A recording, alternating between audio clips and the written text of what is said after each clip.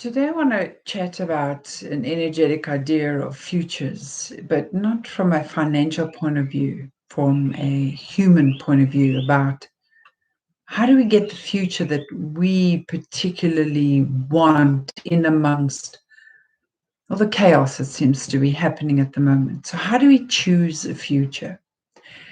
This may seem like a strange suggestion, and to many minds, this is not an option. They would say that choosing a future is not in my hands, or that it's not up to me. They would say that I have to go with the flow, or I'm powerless to make a difference of change to my future. And I would say that is incorrect. Both my husband and I, with decades of support and guidance from a Tao and a Tibetan master, would say that you are your future. You are your future walking right now. And that every thought that you are having is moving you towards that future. There are millions of potential futures up for grabs right now. And they're all up for grabs for everyone. Each moment that you are engaging in thought and activating your emotions and your feelings, you're plowing headlong into that future.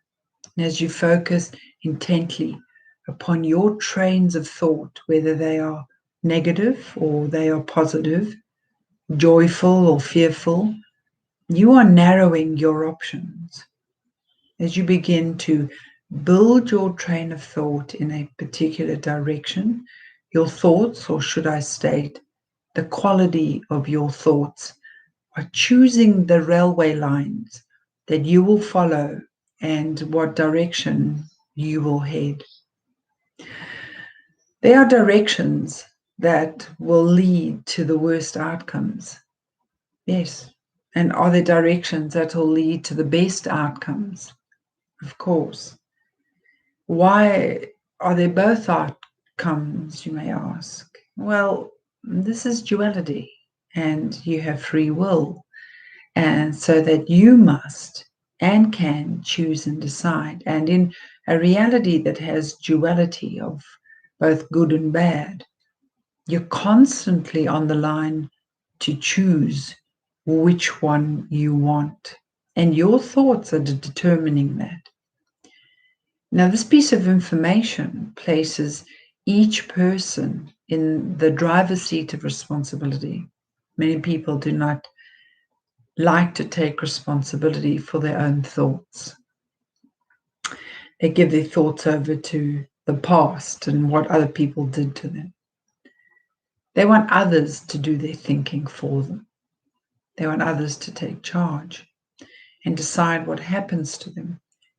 They abdicate from this one crucial and future determining power. These potential futures have been in play for a long time, but have been hidden out of sight in the invisible realms of thoughts and creation. And who created them, you may ask? Are all those that gave a single thought to getting on top, getting ahead, taking over, perhaps cheating a friend, stealing from someone else, being in control no matter what the cost, perhaps being special and elitist. Those that would do anything to have more, take more, and not consider the cost. Those which were okay with violence, taking freedom from innocence. Those obtaining everything, betrayal through humiliation, trickery, and deviously winning at all costs. And I'm not just saying that it is just the top controllers of the world. I'm stating that it is everyone who had thoughts, however mundane, that added to this train of thought. If you stabbed your friend in the back, or you used control to win a contract, You stole an idea, you fudged the books, you short-paid staff, you undermined workers, you skimmed the cream off the top, or you didn't deliver on something you promised. You added to this train. And like all trains, they go in a long circular journey and eventually find their way back to their central station. They always deliver their goods to the person who loaded them with baggage. And as a train went past all the other stations, it picked up other baggages on their behalf, on your behalf. And once it returns to you, you have more than you ever could have imagined. These future trains have returned to the station and are returning, and you are there waiting to collect. For some, they have no idea that they've innocently, ignorantly been on this train ride, as it has been hidden in either the undercurrents of reality or in plain sight. But that is what happens when we turn a blind eye and don't take responsibility. We have to go along with the futures that other people have created, and we have to hope for the best. But it doesn't have to be that way. The train has already arrived, and so every person is waiting at that station, facing a future that they do not necessarily want. And it is time to become powerful and become responsible for their future, for your future. The futures that are on offer are negligible, bar a few. And there are, of course, others that are even better, but are not known or are still hidden from sight as they have not arrived in the station yet. It is time to jump onto one of those trains. It doesn't matter what you've done and been all those things that have sort of been listed before in what I've just said, but it does matter what you do now. Remorse goes a long way and forgiveness goes in further. But those other trains are all on their way to the Grand Central Station. And if you do not have an investment or baggage on them of good and clear thoughts, then when they return, you will not have access to those futures. Futures need an investment from you, and you will not necessarily see the return immediately. And for some time, the future coming home to roost may be invisible, and you may feel as if it will not happen. This almost always leads to doubt. But those trains are coming. And it is perhaps good that the first train to reach Grand Central Station is the one that promises a future of hardship, zombie nations, death, and total control, where each individual loses their freedom. Perhaps it was necessary for people to face the train of hardship and death so that they can refocus on another train. And for those that refuse or stand to gain from the world domination game, they will go along with that future erroneously and will not have access to other trains. They're coming. The trains are coming. And they will appear in reality one at a time. And you'll be given the chance to embrace each one as they arrive. The trains will offer futures, and you'll make your decisions. And these decisions will magnetically attract you to the trains that you have invested in.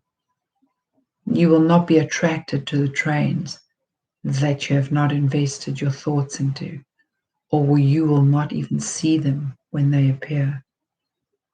Your mind and heart are very much a part of these choices.